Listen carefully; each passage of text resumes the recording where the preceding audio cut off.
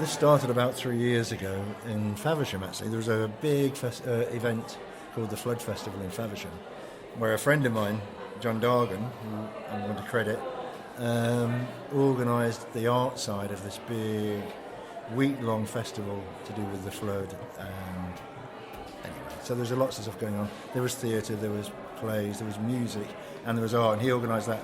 And so many of these artists came together 3 years ago for this Flood Festival event in the assembly rooms in Faversham. So the year later, I asked John if he was going to repeat the event, the art event, because it was very good, the artist. And he said he had no time, he couldn't do it, there was no funding and all that. I said, okay, so I'll organise our own show. And at that time I was working with another artist from Faversham, and I just said, what should we call it? He said, let's call it Assembly, because we're in the assembly room. So we did it in the assembly rooms. We called it Assembly, the group became Assembly. There's been about 35 artists have been involved in the assembly group over the last 3 years. Some people have joined in, some people have left, some people have left and joined again, which is fine, it's the way it has been. The only thing we say, Paul and I, is they have to do interesting work. And interesting is one of those kind of big, bracketed things. What is interesting? Well, we decide in the end. We say, if they produce interesting work, we'll go with them again. If they produce kind of stuff we think is not very interesting, which is our choice, it's a random thing, it's a flexible feast, well, and then we say, well, we don't say no, but we just don't kind of encourage them. We've never really said no to people, but we've always encouraged people to produce unusual. The parameters are very blurred, aren't they? They are. So, well, you can't be that for anyway. So, and to be honest, most of the artists have always produced interesting work, and every show we've had here and in Herne Bay, Margate, Faversham, people's comments have always been exciting, wonderful work, great to see real art. Thank you for doing this. I had somebody say at the last show we had here, this is the best work I've ever seen in this gallery ever. That was the last show we did last year. So we're doing the right thing, I think. We are doing the right thing. Whatever we might argue about together, we are doing the right thing. And this show then, Collage, why Collage? This is a difficult question, actually. There's a long history to it, but basically one artist came up with the idea. We were trying to look for... I wasn't really into theme-based shows, but one of the artists said, can we not do a themed-based show? And I said, okay, what do you reckon is a good theme? And they said collage. And I said, it didn't really hit me, didn't really grab me at the time. Put it out to all these people. Many people said yes. Some of them found it really exciting.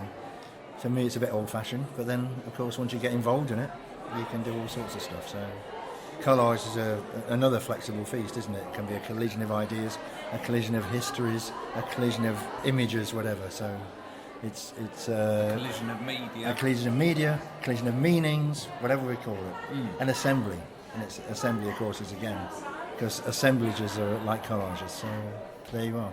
So collage is what the show this time is. Next, well, we were thinking of taking the show to London. It might happen. There will be more of an effort. I'm saying about the small show. Yeah. This is Paul's initiation, his idea. He wants to do a small show where all the artists produce small pieces of work. Maybe we'll have some kind of mobile venue that can move from place to place. I've been talking to friends of ours already about how to design this, to make this. So, maybe we'll have things that could be on the beach, on somebody's back lawn, on a whatever. But everything in it's got to be small. How small? We're not quite sure at the moment. We haven't really talked about it. We have to debate it. But we'll probably have to kind of specify how small. Yeah. The big thing about this group of people is that most of them work in the art world. They're lecturers, they're teachers, they've all done art degrees, they're graduates. They kind of know about contemporary art, so they know what we're looking for. They know what we are looking for, Paul and I. We're looking for interesting stuff. I think for a lot of them, though, they perhaps their kind of work life has got in the way of them actually doing. That's true. Doing work, and so for them, they actually really appreciate the opportunity to come and exhibit in a show because it gives them that. Yeah, because even though they're lecturing in schools, they often don't get involved in art events anymore. They put up their kids' work at school and all that. And you're right, and also the adventure is that they get to make new work, which is what other people have said to us, isn't it?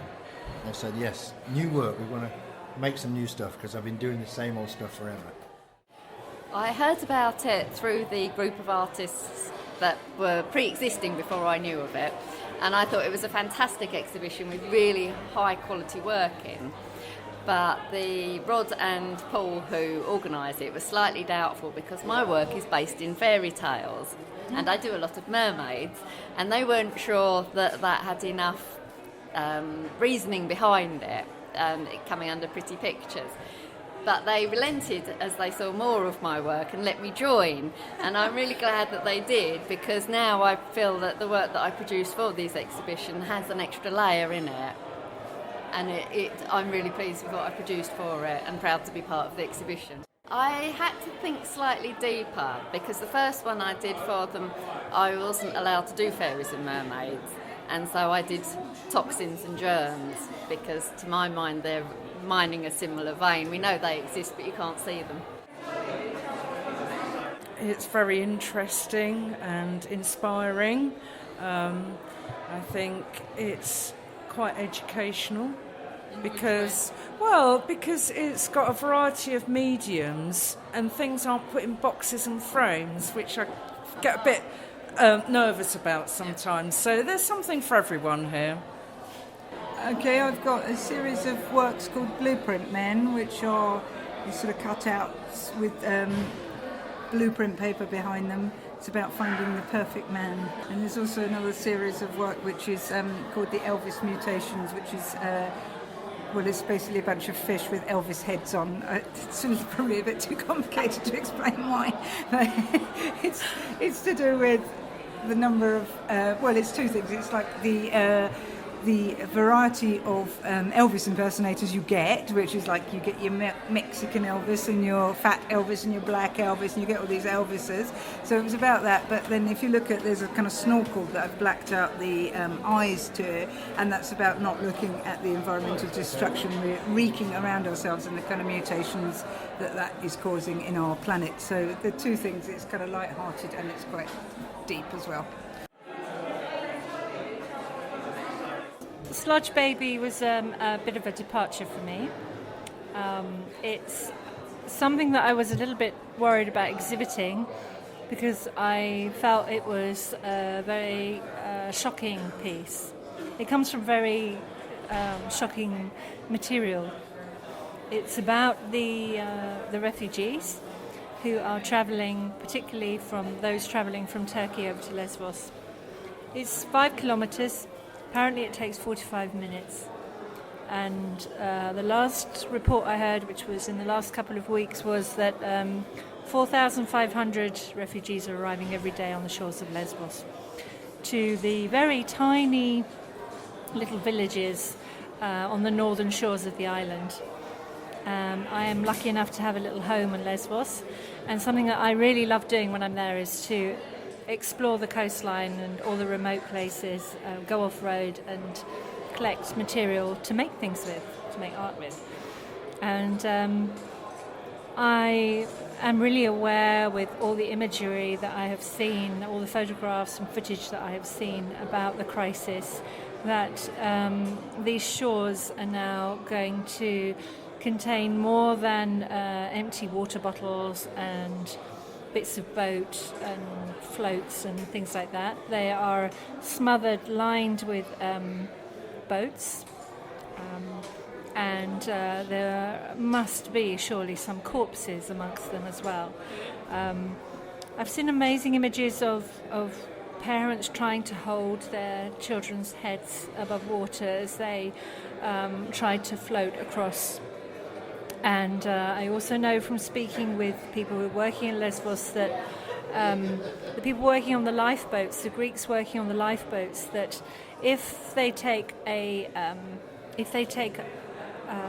people in a boat, then they are illegal immigrants. If they are saving a life in the ocean, they have a duty of care to save that person. It's a completely different status. So this is a very dramatic and terrible situation, and of course not everybody survives. We've seen the bodies of children washed up on the beach. Amongst them will be babies and parents. I'm a parent myself. I have a 5-year-old, and I would do anything to save my daughter. If I had to leave a war-torn country being bombed, of course I would do that. If I had to risk my own life, of course I would do that. And so I wanted to make a piece which was very different from the quite attractive art that I make. I knew that it needed to be sophisticated in order to hold people's attention long enough to look at it. And so I made Sludge Baby, which is a baby which looks like it's comforting and you would pick it up and cuddle it, but actually it's got lots of little fishes swimming all around it, and it is about those children that have drowned.